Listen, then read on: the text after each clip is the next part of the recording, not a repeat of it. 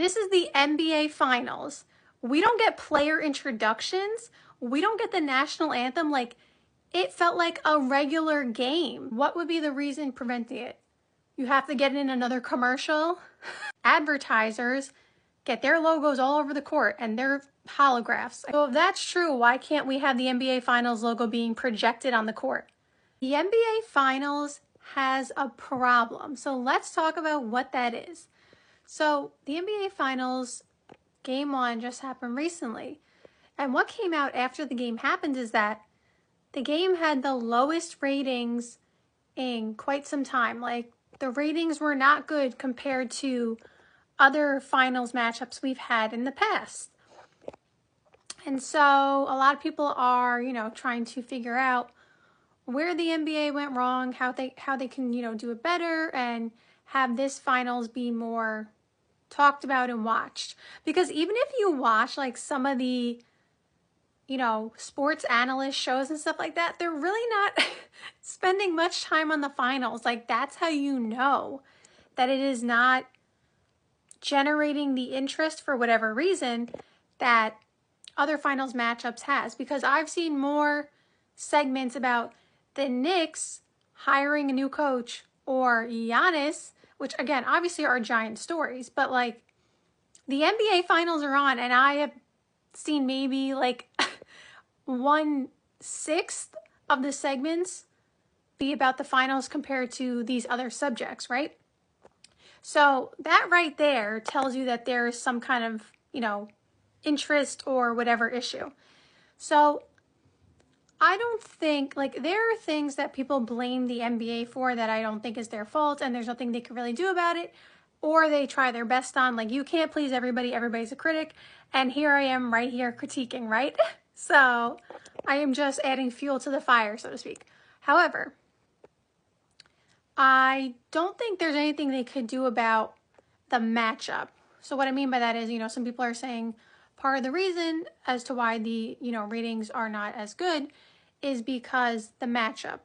Two small market teams, Shea is, by a lot of people's standards, a superstar, but like neither Shea nor Tyrese Halliburton have the cachet and bring people in the same way that, LeBron, Steph Curry do, right? So that is definitely one thing that, like, if LeBron and Steph Curry were playing each other in the finals, right? Obviously that's not possible because they're both in the West, but I'm saying, like, we know when those matchups were happening, the ratings were off the charts. Like, people wanted to see that, right? So that it definitely is a thing. But like the NBA can't control that, right? Like, two teams that are in the finals are in the finals. So what I do think they can control, which is what I see the issue with, is how they have allowed it to play out. So what do I mean by that? So I watched the game just like everybody else, and I didn't realize, like, I literally didn't realize after the game, and someone pointed it out, and I'm like, oh, that didn't happen. Wait, that's crazy. And what didn't happen was there was no national anthem played for everybody, unless I missed it, and there was no player introductions. So what I'm saying is, this is the NBA Finals. We don't get player introductions. We don't get the national anthem. Like, it felt like a regular game. It just felt like any other game. Like, there was nothing about how it was presented prior to the game starting that made it feel like it was a special game. Like, it was anything more special than a regular season matchup in January. And that is where I think the NBA is, faltering, I guess, if you want to say, like, going wrong. Like, these details, like, the attention to detail, I feel like, is not the way it should be. And again, everybody's a critic. It's really hard. Like, I'm not saying that everybody could do a better job. Like, I'm not saying that, because there are so many things that go into, being the commissioner or planning these things. Like, there are so many moving parts. So I am never one to be like, it's easy and, we could all do such a better job. Like, that is not my standpoint. But I feel like, especially the two examples I just gave, the national anthem and player introductions is not a difficult thing to incorporate. They've done it before. And like, it is something that makes the matchup more hyped up, more exciting. Like, we get to watch Shea walk in and hear the crowd cheer, and we get to watch Tyrese Halliburton walk in and the crowd probably boo, because they're in OKC.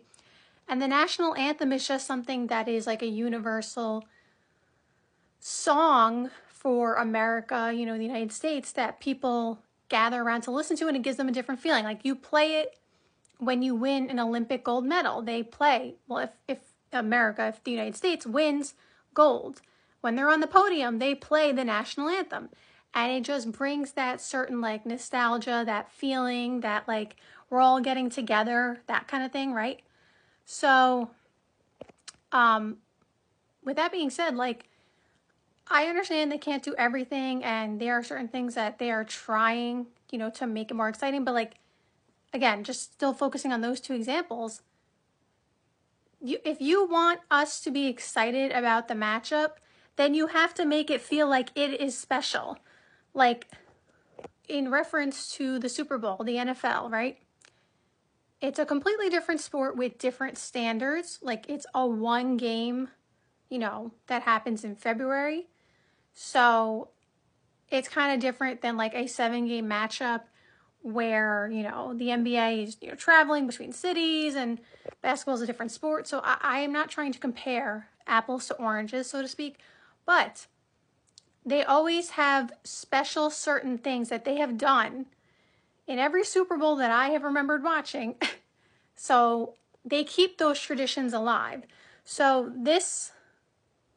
I don't know if this is a good example, so I'm sorry if it's not, but like, for example, before the game, we get to watch the coin flip, and the team calls heads or tails, right? And whoever, gets heads or tails or whatever decides if they want to have the ball first, or if they want to kick it first, or whatever, right? Again, I don't know if that's a good example, but that is something that we traditionally get to see every single year during the Super Bowl. We get to watch the coin flip, and it is one of the most exciting parts, honestly, of the Super Bowl, which sounds kind of crazy. Like, everybody wants to see, is it heads or tails? Everybody wants to see who gets the ball first. Like, people probably bet on that. Like, that is how much of a big deal it is. And it's just like a little fun, exciting thing. So I say all that to say, like, stuff like that, again, player introductions and the national anthem should not be optional. Let me say that again. This is my opinion. Again, my opinion. Player introductions and the national anthem before the NBA Finals game should not be optional. Because why not? What would be the reason preventing it? You have to get in another commercial? Let me not get myself in trouble here, but like, come on. We see enough commercials. Can we take 5 minutes and get the player introductions and get the national anthem at the minimum? Like, there's plenty of commercials. Let's I'm gonna get myself in big trouble here. So that's one thing. Another thing I know people have complained about is the NBA Finals logo not being on the court anymore. Now, I have no problem with the logo being like a holograph instead of like actually being a decal on the court, because players have said it's like slippery, and it kind of, if someone can get hurt slipping on it, I don't have no issue with it being off the court, but I don't see why we can't make a hologram. Again, the advertisers get their logos all over the court, and they're holographs, I think. Maybe they're actually decals, but I'm pretty sure they are holographic. Is holographic the word? Holograms, right? Are these holograms? I don't even know if this is correct. But we see I'm pretty sure these advertisements on the court are not actually on the court. So if that's true, why can't we have the NBA Finals logo being projected on the court? We have the technology. There's no excuse why the NBA Finals logo cannot be on the court if you were just making like a hologram. Again, I don't care if it's not a decal. I don't care if it's not actually on the court. That doesn't bother me, because I don't want someone getting hurt. There's no reason we can't project it on the court. No reason. Like, we have the technology. I can't hear anybody's excuses on that. I'm sorry. And then another thing I know people have talked about is the NBA Finals patches being on the back instead of the front now. I don't necessarily have, I can understand why people are upset at that. I don't necessarily have an issue with that, just because I feel like when I'm watching the game, I don't notice that as much, if that makes sense. Like, I feel like obviously on the front you would see it more and you would notice it more, but I feel like I wasn't paying attention enough. Like, it wasn't, for me personally, as big of a deal having the patches or whatever moved to the back. Like, I didn't even realize when they did that. That's how much of it, a non-issue it was for me. Like, I didn't make a difference to me, to be honest. So, but I can understand why people are upset about that. But for me personally, like, that didn't necessarily bother me.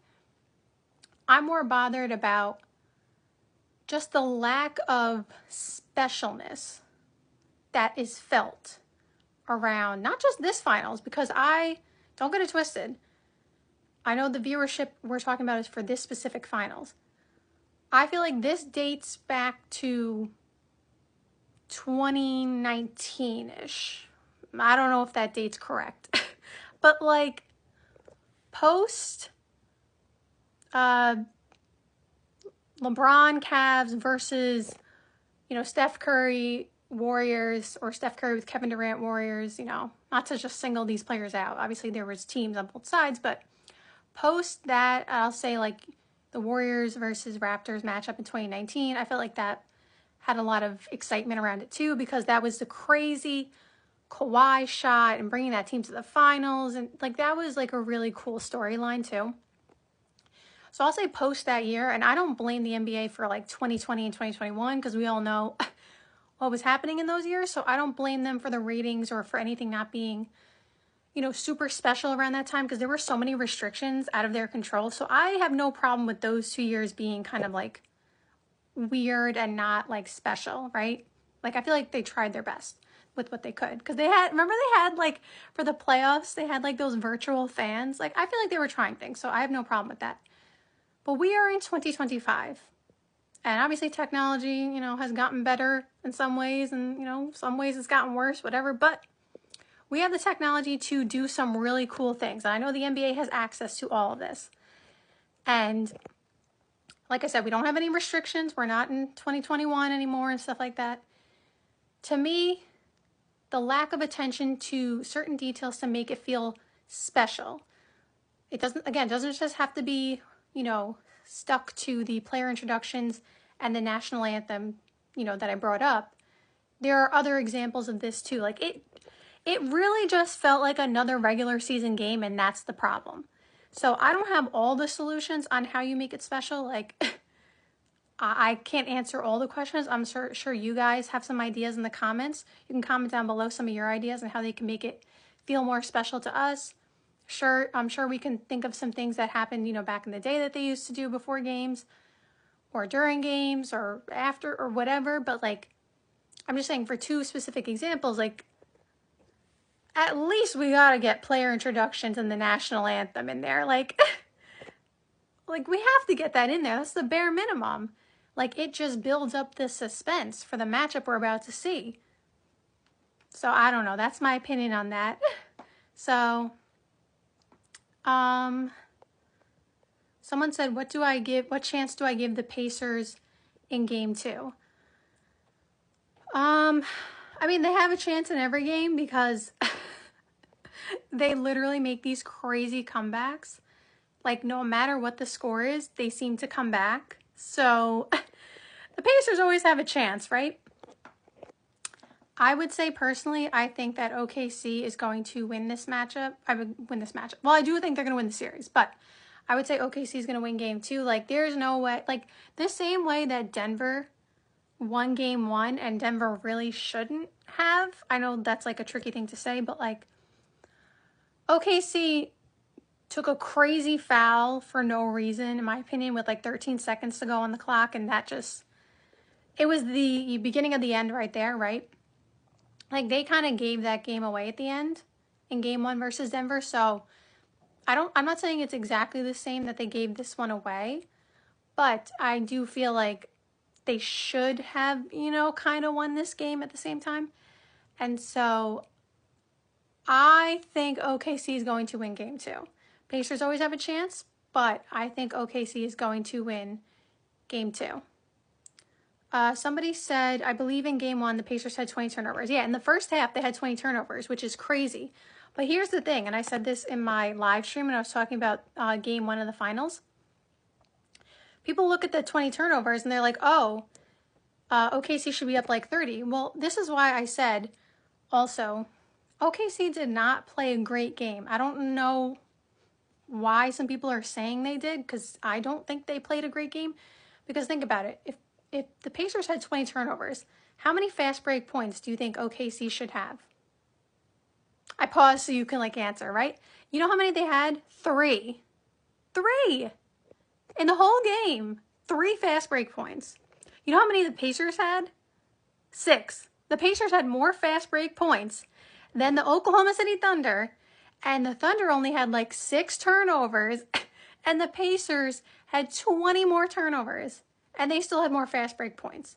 So the Thunder only shot like 39% from the field. Like defensively, they're always good. Like, okay, right? Like they always play a good defensive game, but like offensively, that was not like OKC, you know, their typical offensive game. So to me, the 20 turnovers was washed out with how poorly OKC played offensively. Like, and that's not to say it didn't have anything to do with Indiana's defense. Like, obviously they, you know, part of the reason teams miss is the other team's defense. But what I'm saying is, like, I said at the end of the game, it was as if Indiana only had like 10 turnovers, like a normal amount, because it didn't matter because OKC capitalized on none of them. So it really didn't matter. And someone said, oh yeah, and Chet really did not play well also. Yeah. He didn't shoot efficiently. He only had like 6 points, 8 points, like not too many. Jalen Williams had like 17, but he was not that efficient. Shea was not even that efficient either, but I respect that Shea came out super aggressive, so I don't fault anything that Shea did. Like, he needed to be aggressive for his team. So I'm okay with him taking all those shots. He just wasn't the most efficient he's ever been. So I don't think OKC really played a great game. I think they played good. I don't think they played bad. I think they played good, and they obviously played good enough to win. But they didn't play great. Defensively, they're always great. And that's something that's really cool about OKC is, like, even when they're not having it going offensively, they still show up defensively, everybody. Like, for some players and some teams, like, when their offense is not clicking, it affects them defensively, not OKC. So defensively, we know they'll always be there, but offensively, they just, you know, didn't have it going. So I expect them to win game 2, but I'm excited to watch the game. So thank you guys so much for watching this live stream. I hope you enjoyed, and see you next time. Bye!